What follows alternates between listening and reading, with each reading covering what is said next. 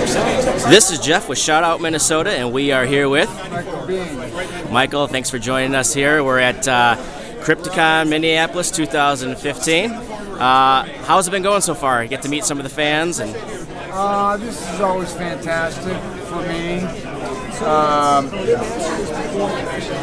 You know, meeting the fans of the movies that I've done is really just such a fun experience because, you know, you really realize how much joy you brought to people's lives and how excited they are. It's fun to watch because, of course, when you're making movies, it's not like being on stage. You don't get that instant gratification. And when you come to a show like this, and, you know, I've got like 3 movies: Aliens, Terminator, and Tombstone.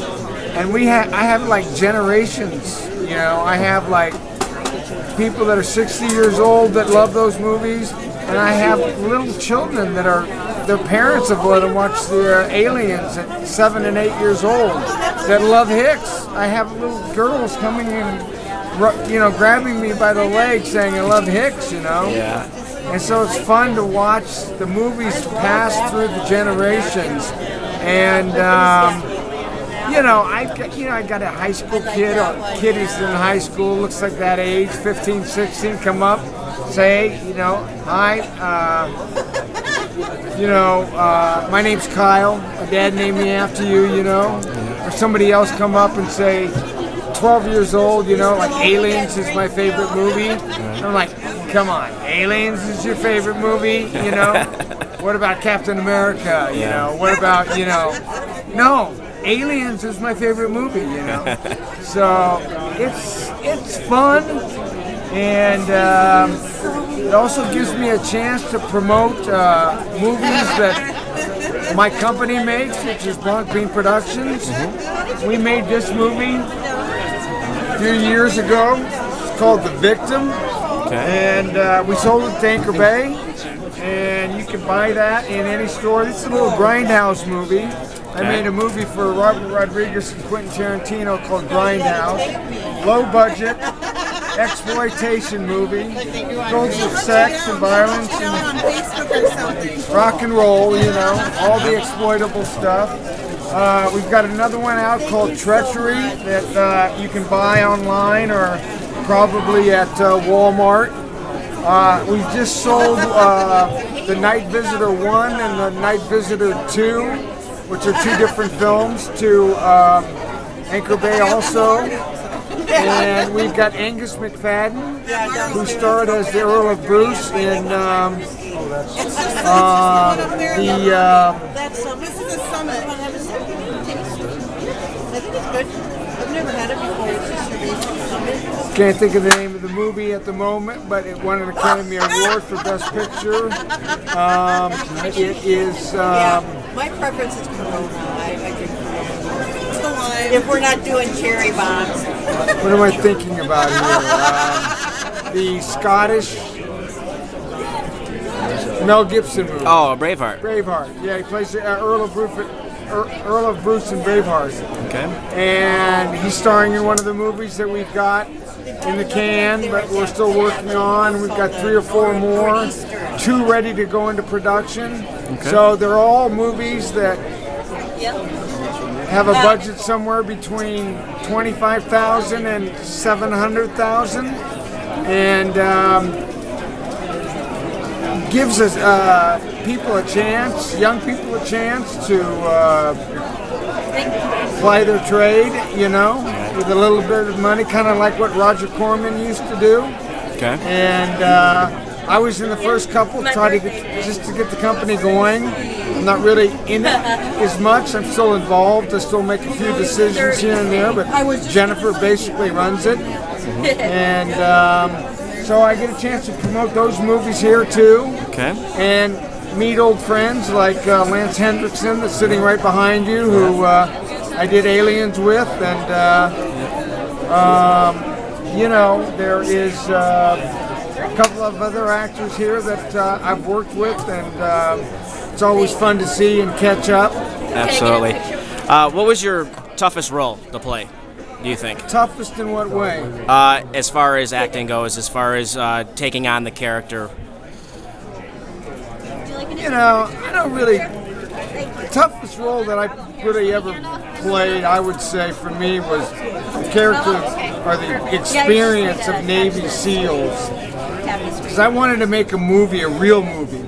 I didn't want to make some silly movie about the Navy SEALs. I wanted to make a movie about the Navy SEALs. Right. And we had the SEALs with us. Okay. We had the SEALs, we had the entire U.S. Navy behind that project. And the script was silly, and I wanted to make it strong. I wanted to make it true. I wanted to make it not laughable. Okay.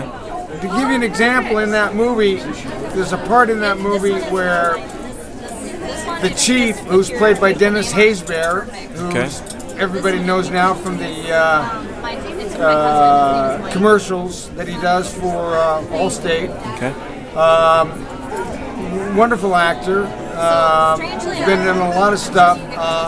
Anyway, he plays my friend in the movie, and he gets killed. And we're at his funeral, and it's very solemn, very, you know. And Charlie's character was maybe showboating a little bit. Could have been why he could have possibly been killed. But it's a very solemn scene. It's very solemn.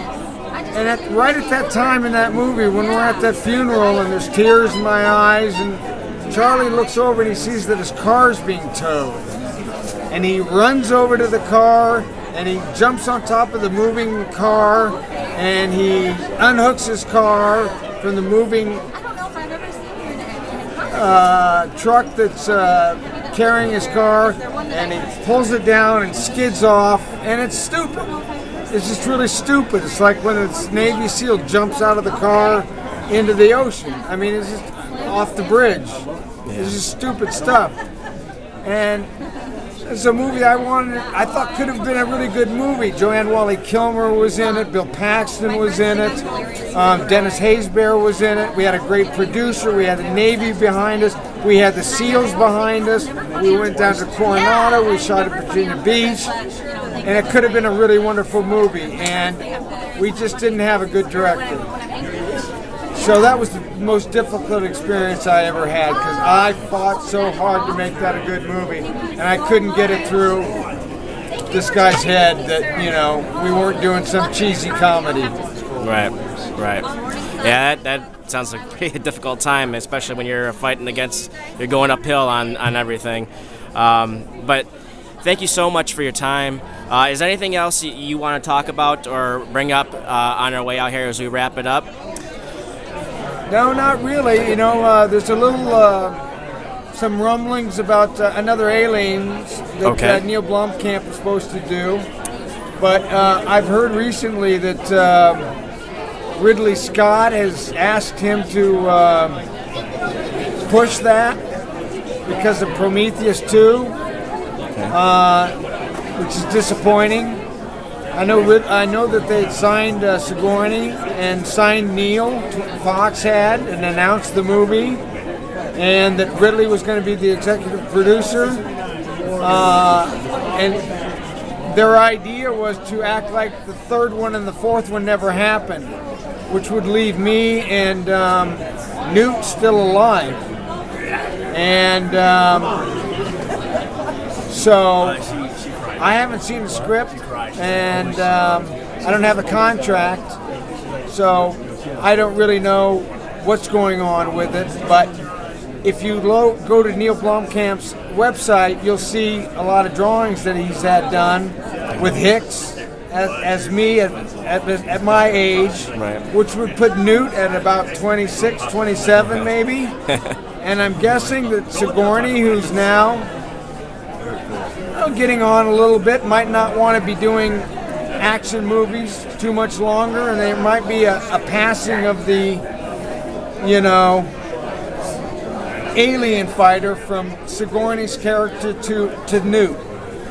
That's just my guess. I haven't seen a script. I'm guessing just like anybody else would that has seen what I have seen on the internet. There's no inside information there. That's just guessing. Well, I know a lot of your fans want to see that character, so you back in there, that would be great.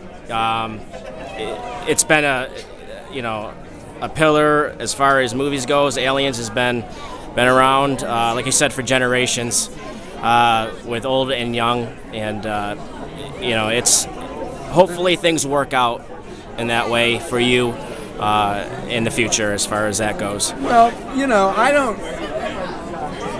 I consider myself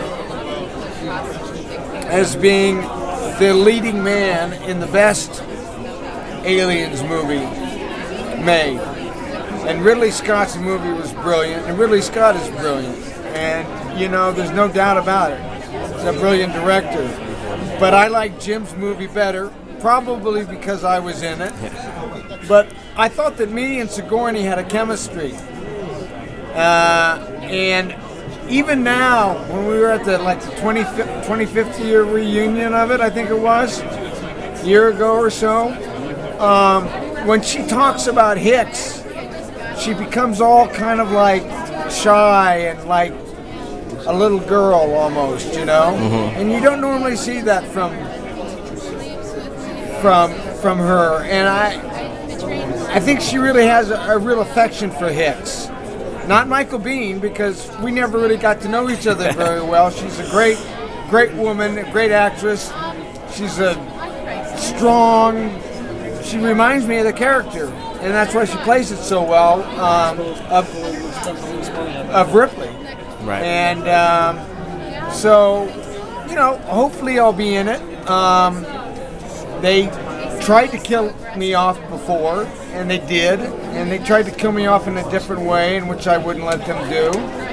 But it would be nice to be in it, but I'll have to wait and see what the script looks like. And I don't have a contract, but they've been throwing me out there, like meat, So we'll see what happens. I got a feeling it's going to get made, but it's going to take a while until Ridley is, can fully concentrate on the project, and he's not, in too many places at too many different times. Obviously, working on a movie like Prometheus is probably a very time-consuming job, and I can understand him wanting to slow down the process a little bit. Right. So I'm looking forward to that, and anything else that comes along that is, somebody comes along, like if Robert Rodriguez wanted to work again, or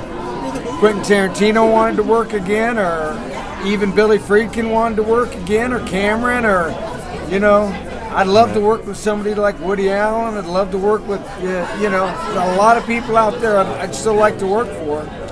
And so we'll see. I'm hoping that I've still got a few good movies left in me.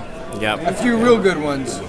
Well, we definitely wish you the best, and we thank you so much for your time. It seems like you're having a great time here meeting fans and everything, and hopefully we can have you back here again at Crypticon Minneapolis, maybe even 2016. That would be great if you can come back. But other than that, any last words before we wrap it up here? You guys Well, our dad here gave us a No. I appreciate your time. Thank you so much. Thank you.